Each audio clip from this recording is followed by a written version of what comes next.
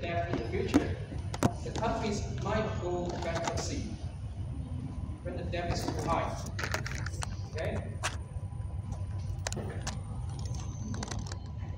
Long-run interest rate cannot be more than 2% point above that of 3 best performing EU member states.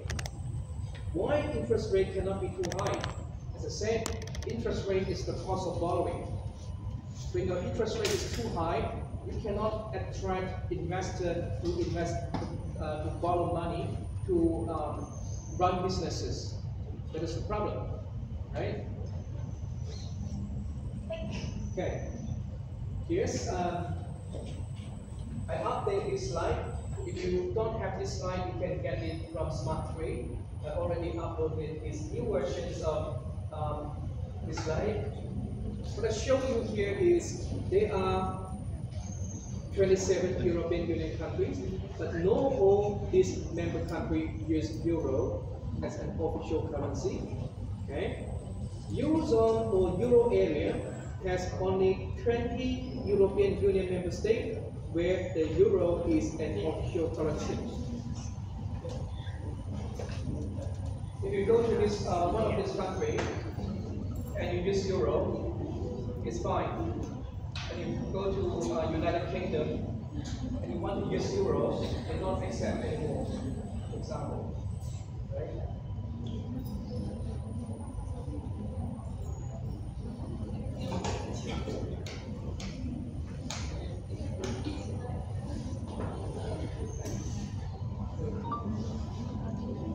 Okay, the theories of optimal currency areas. Let's look at some theories. Areas that are closely integrated in terms of trade and factors mobility or movements are the most appropriate for fixed exchange rate. This is theory.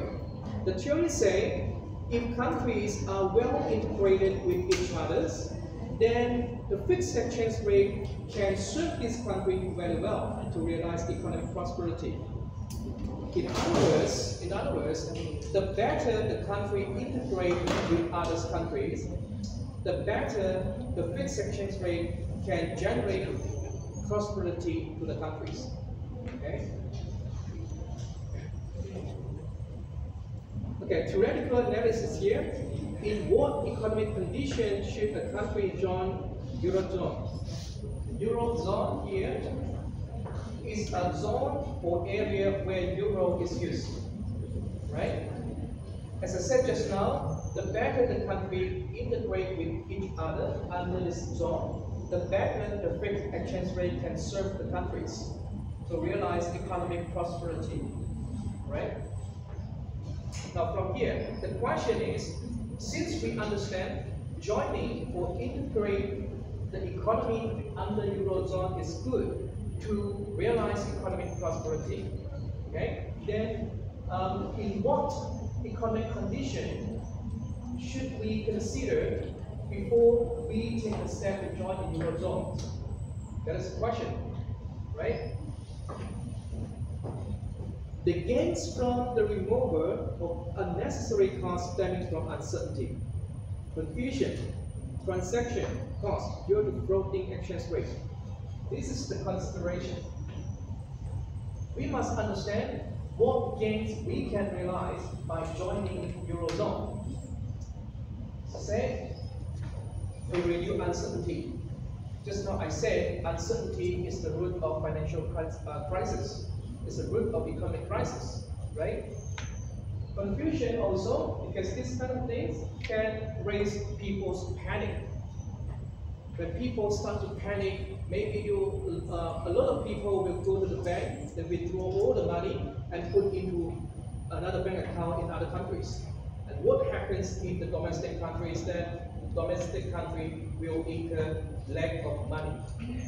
Lack of money means a lot of people will not have money to run businesses, to buy things and so on, right? That is economic recession. We will talk about financial crisis in details in the coming lectures. There's no worries about that. Let's continue with this one. Okay, we focus on this question. This question here. In what economic condition should a country join the Eurozone? This is theory. First of all, I give you an example before I tell you the technical, theoretical draft to understand this one. Yes, I give you first of all, I give you an example, right? Germany. Germany is one of the countries under Eurozone. And this country, Malta, Austria, Finland, Ireland, Luxembourg, and France, all these countries belong to Eurozone. Okay, just now I said, Eurozone, we need to focus on integration. How well the country integrate with each other. The better the country integrate, the more gains the country can realize, because the country can reduce uncertainty, right? Germany can trade 30% of its real national income with each of the member countries of Eurozone, like Malta, Austria, and so on. 3% of trade with every of this country. Alternatively, Germany can trade 30% of its income with the United States. The United States, is it a Eurozone country? No. Is it a European country? No. It's not. It's not EU. It's not Eurozone, right? It's a country outside Eurozone. When a country is outside Eurozone, that means there is uncertainty with the United States. And this uncertainty can generate loss to Germany itself, right? Here's the terms that we need to define here is monetary efficiency. Germany's trade with the member Eurozone countries can provide more monetary efficiency compared to the trade with the United States. Okay? Because this country, they belong to Eurozone area. They have the same agreement. They have the same central banks of European Union. Okay? In terms of policies, in terms of uncertainty, this country works very well with Germany because they have the same view, the same goal, right? But between Germany and US has a different goal. Just like the Bretton Woods system, US is the powerhouse. Every currency is tied to US dollars. It wants to be the powerhouse in the world, right?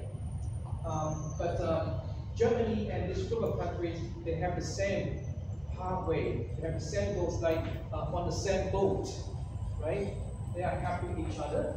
And therefore, without uncertainty with this country, there are more monetary efficiency gains by trading with this country compared to the US. Because trading with the US has more uncertainty, right?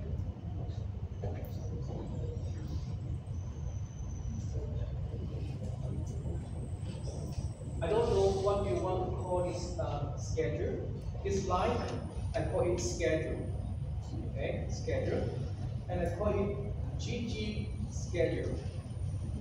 The name is quite cute, but I just have no ideas how to call this curve, so I call it GG schedule. Now this GG schedule, it measures the degree of international integration. Look at this axis. This axis measures the degree of economic integration. Okay, meaning that as you move from 0 to that side, economic integration increases. Okay, the more you move to the right side, the more the countries integrate with each other. And the vertical axis here measures monetary efficiency gains for the member countries. If you look at this GG schedule, the slope here is positive or negative. The slope here is positive. Positive here means this measurement and this measurement move to the same direction. The higher the degree of economic integration, the more monetary gains will be realized, right? So see this positivity sloping GG schedule, right? I can simply put like this.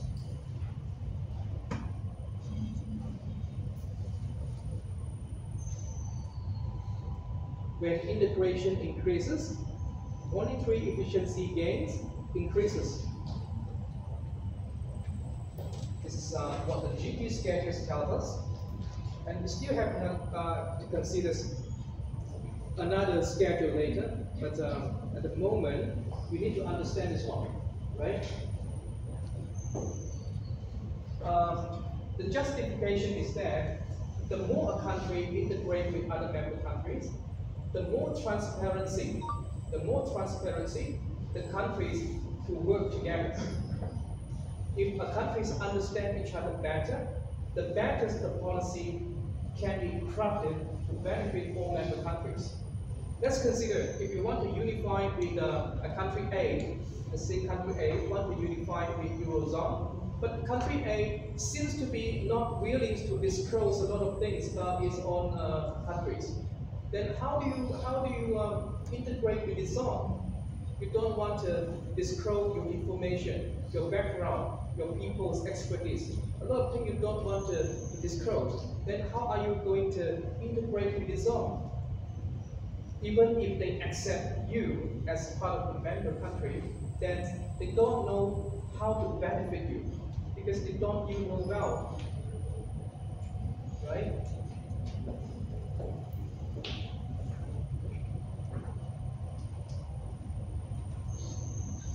Optimum currency area involves both benefits and losses.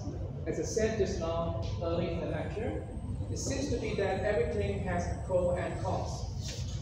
We understand the pro, the advantages with unification, like Eurozone, but we also need to recognize the losses, the costs from being integrated inside Eurozone. A fixed exchange rate area implies powerless of monetary policies to bring stability to domestic output. Okay. Now this point, the first point here indicates some contradiction. The contradictions between the policy set by the central banks of European Union and the domestic policy. The monetary policy is set by domestic government, like the monetary expansion, increase or decrease in interest rate.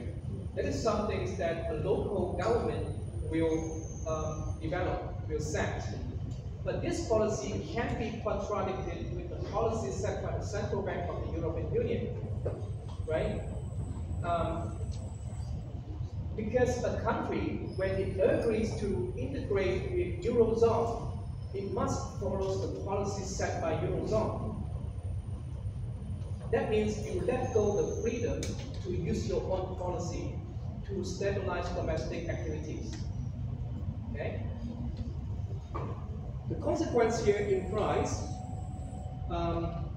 domestic output can become unstable when you want to pursue the policy with other European, other Eurozone countries.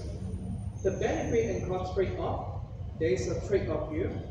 The trade-off between benefit and cost is that stable exchange rate is associated with losses from unstable output and unemployment. Right? There's a trade-off here.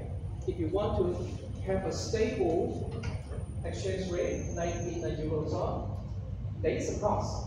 The cost is you must be able to sustain losses from unstable output and unemployment because you cannot use your own domestic policy. Such losses called economic stability loss, right? And we will use a schedules to measure economic stability loss with the degree of international integration. I mean, the degree of economic integrations with others Eurozone countries.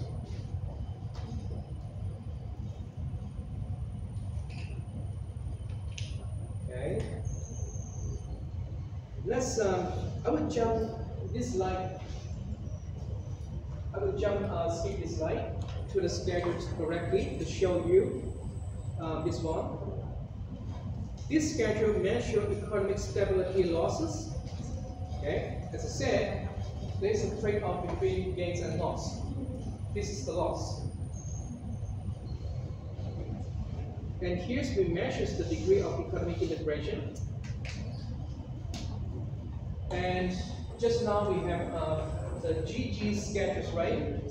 And now we have the LL schedules. This LL schedule is downward sloping. Downward sloping means negative.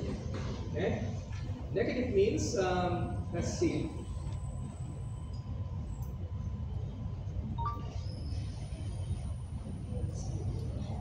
If the degree of economic integration increases, what happens to the economic stability?